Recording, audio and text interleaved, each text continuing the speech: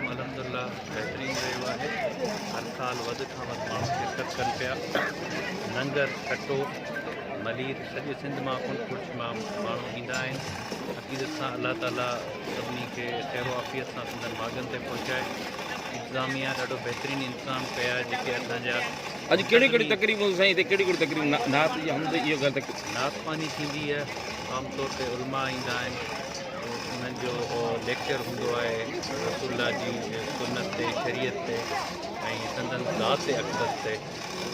उनखां अलावा जेको सो जेके असांजा मुंतज़मीन आहिनि ॾाढो सुठे नमूने सां नई तरफ़ प्रोग्राम खे संभालियो। अलहमदुलिल्लाह ॾाढो बहितरीनु प्रोग्राम थियो। इहो प्रोग्राम हर साल वधंदड़ आहे ऐं इंशाअल्लाह वधंदो।